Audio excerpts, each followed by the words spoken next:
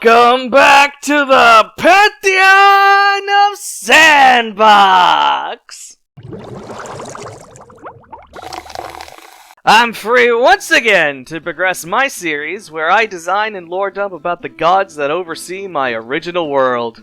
If this is the first video you found of this series, that's really funny because it's the finale! If you want to catch up, the playlist is linked as above, so below. After 3 years of designing 22 divines, 24 if you count the demigod and the demidog, today is the day to bring this project to a close with the final 3 designs. And I saved the most important for last, the 3 pillars of reality themselves. Let's not waste any more time because this next god won't like that very much, for they are the God of Time. You're probably expecting to hear a familiar name for this domain. But actually, these final 3 are completely original deities for this world. I wanted to be a bit more creative at the end. Also, there just weren't that many fun choices for Time God. A lot of mythologies focused on fate instead, which we already have the Morrigan for as one of the death gods. And the only explicitly time-related one I know about is Kronos, who likes to eat kids and relatives. That's not very cash money for this pantheon, so I opted to go for something more original. Anyway, this is Diane.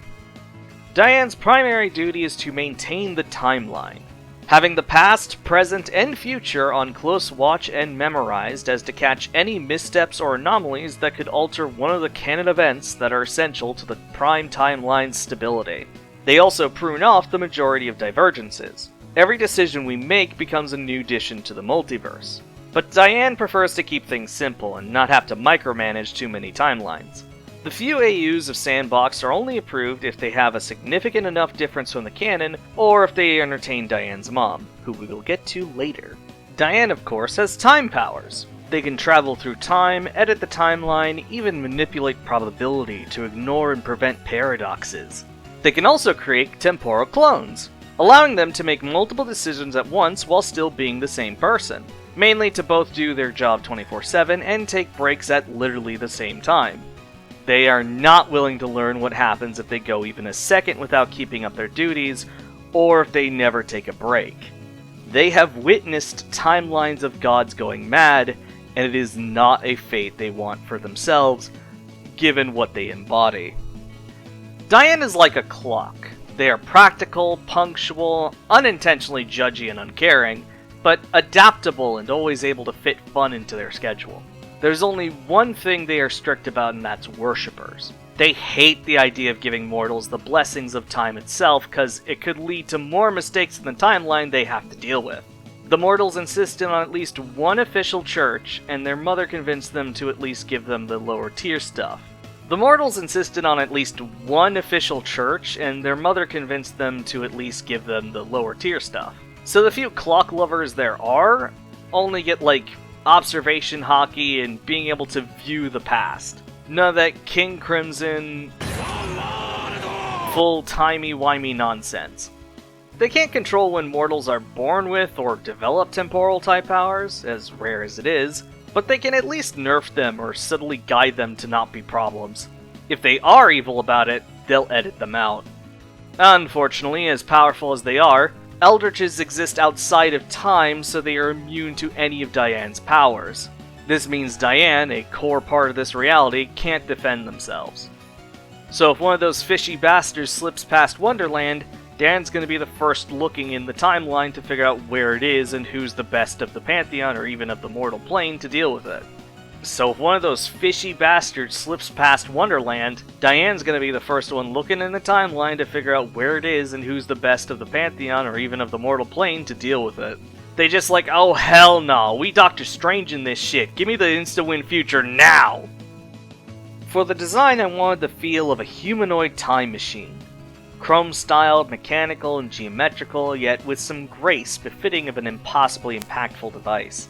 A clock belly, hourglasses in the arms, sundials in the eyes, tails like hands, even a bow tie because bow ties are cool. And of course full of a shitload of sand, swirling with pure temporal power. While I did struggle a ton on the colors before settling on this periwinkle-leaning silver with purple for the sandy innards, the design overall came out exactly how I imagined it, and I'm very happy with it.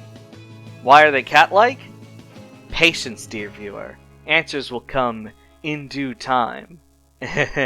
Anyway, on to Diane's first sibling and domain counterpart. If we're gonna have time, then we're gonna have Space 2! Space 2.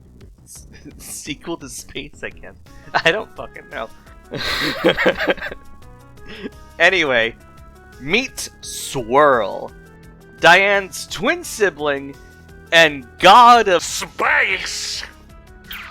I kinda had to go pure OC for a space god because ancient civilizations didn't really know what space was. As someone living in the modern day, I do know what space is, and how important it is. So a primordial needed to be born for embodying it. With space having been damaged by the flood, scars left in place of entire galaxies, Swirl's purpose is to fix it. Creating new galaxies, new nebulas, new stars, new planets, healing and fabricating the infinite. To be specific, they don't actually have the power to create or control celestial bodies or stardust or all that natural rocky, gassy, melty stuff. Swirl manipulates physics itself to induce their creation, and from there can make it move and function how they want it to. Which I guess could be the same thing as controlling the... I don't know. Nerds in the comments, correct me if you want, I guess. Give me engagement. Swirl was gifted visions and inspirations to work from by their mother, consisting of her very colorful memory and personal highlight reel of what space was like before the flood, giving them a passion for the beauty and splendor that space should be. They love making and manipulating space stuff so much, it led to an additional mission: make the mortals love space too. Mortals aren't ready to go into space yet. They are focused on trying to thrive in their own world after both wars fucked them up, and aren't concerned with trying to survive on a different world. But until they are ready to expand, Swirl is making it beautiful for them. Every holiday in Sandbox's calendar is accompanied with a phenomenon in the sky provided by Swirl and whichever god has claimed that holiday. If space is making something this cool just above their world, what other cool things are out there? That's the curiosity Swirl wants. They want space to be conquered so that it can be enjoyed and used, that all their hard work can have purpose. Unlike their siblings, Swirl loves worshippers for their domain, because it shows they are doing a good job of what they're trying to do, and can share their love of space with more people.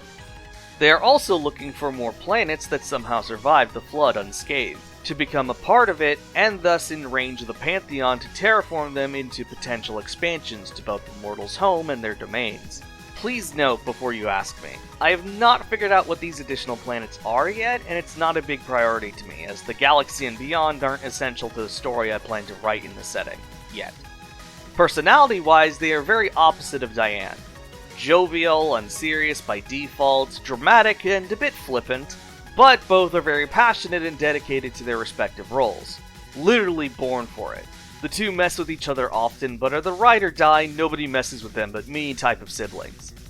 Swirl's primordial mastery of physics means they and anything they know of can be anywhere, and can also crush anything in that anywhere. Even divine things can't escape the absolute grip of physics focused squarely onto their existence, even if it doesn't make sense. Unfortunately, like their twin, despite their immense control of such universal forces, they have no effect on eldritches, because those fishy fucks also exist outside of space. Unlike Diane, Swirl chooses to hide rather than to find. Terrified of getting gobbled up, the stability of reality and all their hard work going with them. Swirl and Diane try their best to protect the other if shit gets too fishy. I wanted to keep up a design philosophy I did with their sibling.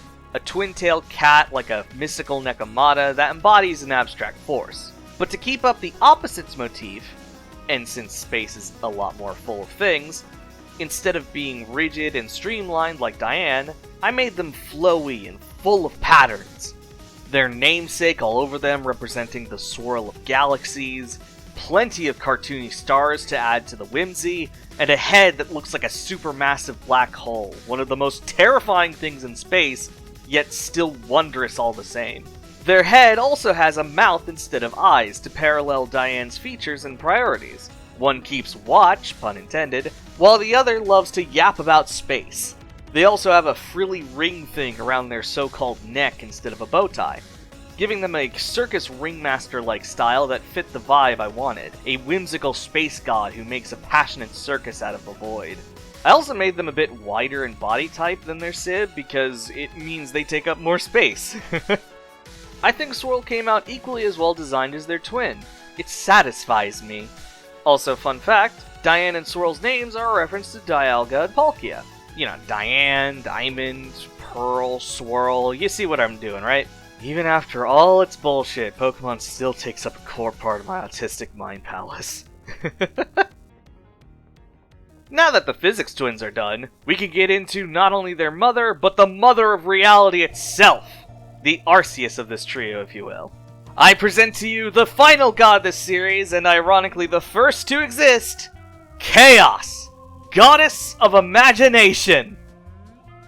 Chaos, spelt with a K because of course, is the primordial. She was the first thing to exist in this universe. She floated in the void until she had the first idea, the first dream, causing the Big Bang, kickstarting the process of creation and evolution to fill in all the empty boredom.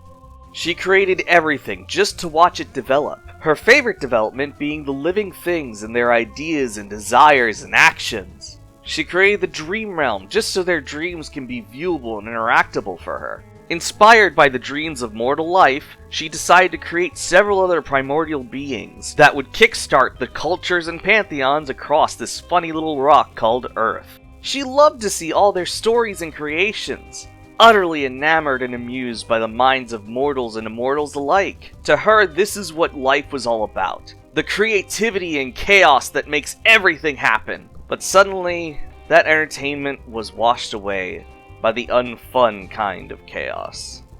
By the time she locked in to help patch up the Eldritch Flood, it was too late for her favorite silly blue ball. The damage to its reality was too severe for her or any other gods to perfectly remake into how it once was. It would have to be completely rebooted. Chaos was caught up on what was actually wrong with the old Earth that led to its destruction, and was proposed by Isis and a few other smarty gods to have a more centralized pantheon for the new version. Chaos had no desire to lead.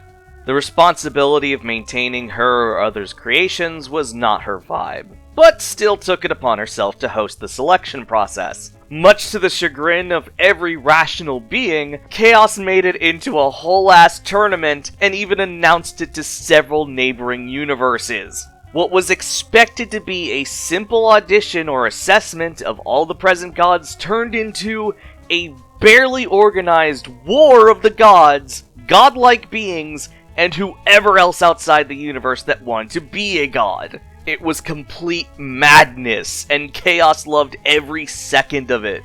And she was 100% amused by the punchline of the winners being the mother and father of monsters. After the Pantheon was established, including her personally conceiving Diane and Swirl to fill in the roles of time and space so she wouldn't have to, but still have an influence on them, Chaos's role was simple: exist. Chaos is the primordial of creation. She only needs to exist, regardless of worship, for the concept to be present, which allows the gods the power to create within the scopes of their domains to keep the world going smoothly, and also allows the mortals the ability to imagine and craft ways to survive and further worship the gods that actually need it. Chaos is not allowed to have full, unfiltered creative control over the universe, and any new creation she comes up with needs to be approved by the gods of balance, Typhon and Echidna, first. This is a rule she herself imposed, as she feels bad about the last world going to shit due to how unfocused she let it be. But allowing a method to her madness should keep the fun stable. Creativity thrives in limitations, as some would say. Despite her self-imposed restrictions and very lazy role, she's still very active in the happenings of the Pantheon. She is the personification of imagination, and so simply interacting with her will lead to inspiration to strike. Chaos loves to provide the other gods the needed spark to figure out an idea or issue they are stuck with. Sometimes the other gods hang out with her just to get a break from reality, while also keeping her from getting bored and doing some casual cosmic mischief. As the primordial goddess of imagination, she has complete dominion and control over reality and all things creation. Particularly dreams and their creation of ideas, goals, and pure mental nonsense are a signature of her domain. As such, Wonderland is a major part of this universe. I think I've detailed some of this in episode 5.5, but basically, Chaos took the realm of dreams and made it wrap around the universe to act as a border, a filter of unreality of sorts, where the Pantheon can keep the fish and any other major threats away from the universe. Bonus, it lets the gods deal with pests at full divine power, without worry of breaking anything real. Wonderland also lets the Pantheon check in directly on what the mortals are thinking to potentially better care for them. Speaking of Eldritch, since Chaos didn't really fight any fish proper back in the Flood, nobody in the Pantheon knows how that matchup would go. Like, does her presence bring enough reality to warp some damage on the fish, or are they immune? Is it a dragon beats dragon situation, or an Alien X versus Divinity type thing? Nobody, not even Chaos, knows, nor do they want to fuck around to find out. Luckily, Chaos can easily be everywhere and nowhere. She can exist as reality and unreality at the same time, basically untouchable at will.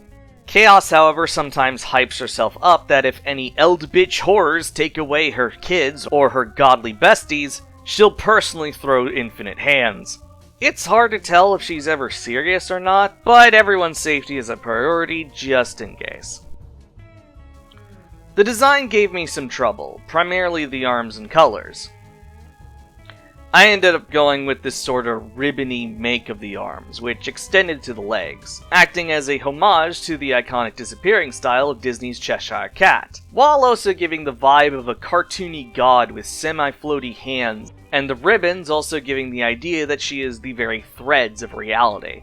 I adorned her belly in some more ribbons and gold and a jewel that is supposedly the center of all reality, though you know she won't clarify for the lulz. Basically trying to give her some outfit bits like precious materials and fancy fabrics that feel like a more ancient god like she is. The colors were a nightmare from trying to find a good combo of different purples. Why so much purple? It's my world, so I get to make my favorite color an essential motif of it. Simple as that. But yeah, figuring out the right shades to not look terrible took a long while, but eventually I got something that looked satisfactory. I also wanted some rainbows, because I felt that also conveyed the power of imagination. Making the tails have this black with rainbow stars in them really sold the idea of creation, like she's painting with the infinite. That one swirly eye she has, the effect was a bit difficult, but I really wanted to make sure she had some notion of my logo. Taking inspiration from the 8-pointed star that represents chaos in other media, I've slapped it in a few places on her with varying subtlety, and it's also the reason why she has 8 tails. Since Chaos is the creator deity, the number 8 will be a common theme for Sandbox and some details of the story set in it as well. Her body shape was actually the easiest part, since I traced it off another character of mine. Before you start calling me an uncreative hack, let me elaborate on why this is the case by introducing you to the origin of my username. Without going too deep into the lore that will make this video longer than she is wide, Confusion, aka Connie, is my main gal. She's my favorite OC, she's been with me since childhood, and is the reason I created Sandbox in the first place. Because after so many years, I finally started to figure out a story for her to star in. Like any good anchor being protagonist, she has a backstory that connects her to some major parts of the setting. See, Chaos created a race of cat-like folk called Cheshires, that are born in Wonderland and just kinda mess around as they please with whatever the mortals dream up into the realm and whatever else is out there beyond it. Chaos loved to watch through her Cheshires as they traveled the multiverse, entertained by their adventures, regardless of how heroic or chaotic they were, and the stories they witnessed in the background too. But one day, she had a desire to feel more personally invested in one's adventures. Thus, she gave birth to Connie the same way we make an OC to have our own stories. Chaos has no control over what Connie does, nor did she gift her any divinity. Imagination can only thrive when given the freedom of choice. Plus, mortality, as mortal as a Cheshire could be anyway, means she can be challenged and thus have more fun in life, and of course, be more fun to watch for her mother. Given the familial connection and homage to making OCs based on your wants, it made sense that Chaos had a similar build and detail to Connie. Kinda like a self-insert. It's very funny to think in-universe Chaos inspired Connie's look, but in reality it's the opposite. The thought process of what if Connie was a god was what made designing Chaos easy until the coloring, but eventually I figured that out too. Overall, I am super happy with Chaos. All the concepts ended up executed really well. She came out super grandiose looking too. Perfect for such a major part of this reality, and perfect for the final design to end the series on. Thank you for watching. Why? Me? What about me? Oh, right. At the start, y'all saw me turn into a new form. That would be my mega form, or maybe it's my true form? It's hard to tell anymore, but regardless, it's a fun, monstrous, chimeric form to have on the back pocket. I almost didn't even draw it, let alone talk about it like this initially. I kept putting off realizing the concept, but my BF wanted me to draw it and feature it because he believes I deserve to give myself cool stuff and show it off. Also, I guess this was a good time to do it, given my Sona has a lore connection to Sandbox. To put it simply, Chaos is my creation. Like, in lore, I created the creator of the Sandbox universe. Granddad! Incorrect! All I did was yeet a glob of my goo into an empty universe to kickstart the chaotic creation of things. Chaos is my creation, not my child. I have no active role in Sandbox's events. I'm not a god of gods, I just wanted a universe of my own, cause I didn't really have one before. Is this new form and lore for myself cringe? Yeah. Should I not care and just be free? Fuck yeah!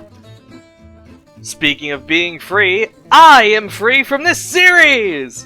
I'm finally done! I have successfully designed a total of 25 gods, plus some bonus ones, fleshing out the mythos of my OC world. Feeling pretty frickin' awesome right now. And you all are awesome too! Thank you all so much for watching. It's genuinely so cool how excited and inspired people have felt about my ideas from these videos. Legit the sweetest cherry on top of all this hard work. Seriously, thank you. Unfortunately, the hole beckons. Yeah, life is gonna once again keep me on hiatus for a while, but I hope y'all can be patient with me. I have tons of ideas planned for this channel that'll be worth the wait. So subscribe to not miss out on it, because if you like this series, you're gonna love what's coming next. Remember to take things slow and tanky. Good things take time, and you can and will outlive the bullshit of modern day. No matter how long the road is, just keep moving forward for your and creative's sake. Trust your force and head for the Garden of Madness. Until next project, as always, have a good one. Do you have any ibuprofen? I got a headache.